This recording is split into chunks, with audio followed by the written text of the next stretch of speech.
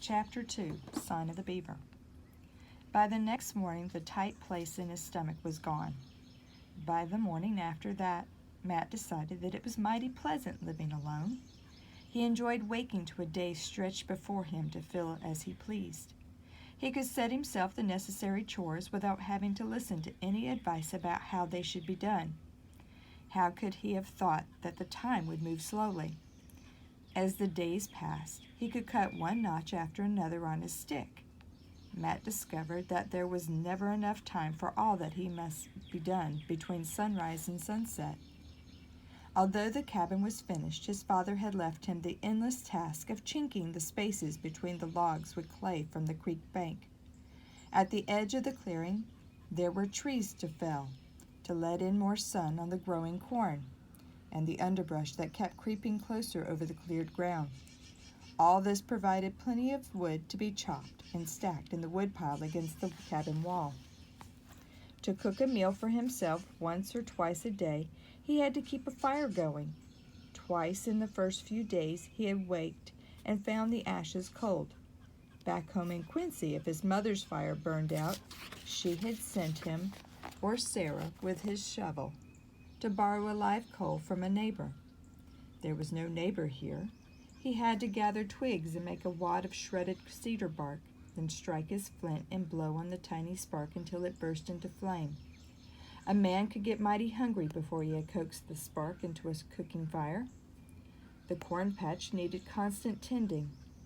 In these hot, bright days, every drop of water those green shoots demanded had to be lugged from the creek, a kettleful at a time, and there was no way to water the corn without encouraging the weeds as well. As fast as he pulled them, new ones sprang up. The crows drove him distracted, forever flapping about. A dozen times a day he would dash at them fiercely, shouting and waving his arms. They would just fly lazily off and wait on a nearby treetop till his back was turned. He dared not waste his precious powder on them. At night, wild creatures nibbled the tops of the green shoots. Once he sat up all night with his rifle across his knees, batting at the mosquitoes. When morning came, he stumbled into the cabin and slept away half the day. That was the second time he let the fire go out. He seemed to be hungrier than ever before in his life. The barrel of flour was going down almost as fast as when two were dipping into it. He depended on his gun to keep his stomach filled. He was still proud of that gun, but no longer in awe of it. Carrying it over his shoulder, he set out confidently into the forest, venturing further each day, certain of bringing home a duck or a rabbit for his dinner. For a change of diet, he could take his fish pole and follow the twisting course of the creek or walk the trail his father had blazed to a pond some distance away. In no time he could catch all the fish he could eat. Twice he had glimpsed a deer moving through the trees just out of range of his rifle. One of these days, he promised himself, he would bring one down. It was a good life, with only a few small annoyances buzzing like mosquitoes inside his head. One of these was the thought of Indians. Not that he feared them. His father had been assured by the proprietors that his new settlement would be safe. Since the last treaty with the tribes, there had not been an attack reported anywhere in this part of Maine. Still, one could not entirely forget all those horrid tales, and he just didn't like the feeling that he sometimes had that someone was watching him. He couldn't prove it. He could never see anything more than a quick shadow that might be a moving branch. But he couldn't shake off the feeling that someone was there. One of those pieces of advice his father had been so fond of giving him had been about Indians. "They won't bother you," he said. "Most of them have left for Canada.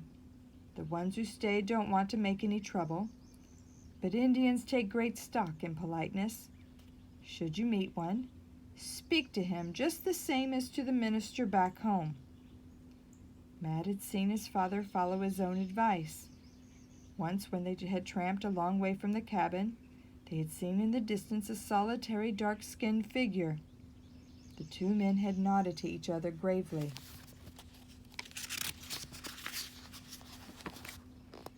and had lifted a hand in salute, exactly if they had been two deacons passing in the town square.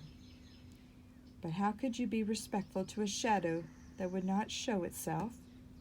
It made Matt uneasy. He had grown used to the stillness. In fact, he knew now that the forest is rarely quiet. As he tramped through it, he was accompanied by the chirruping of birds, the chatter of squirrels, and the whine and twang of thousands of bothersome insects. And the night he could recognize now the strange sounds that used to startle him: the grunt of a porcupine rummaging in the garden, the boom of the great horned owl, the scream of some small creature pounced upon in the forest, or the long quavering cry of the loon from the distant pond. The first time he had heard that loon call, he had thought it was a wolf. Now he liked to hear it. Mournful as it was the cry of another living creature. Matt would warm his shoulder into a comfortable spot in the hemlock boughs that had made his mattress, pull the blanket over his head to shut out the mosquitoes, and fall asleep well satisfied with his world. He would have liked, however, to have someone to talk to occasionally. He hadn't reckoned on missing that. For much of the day he was content to be alone, tramping through the woods or sitting on the bank of the creek dangling his fish line.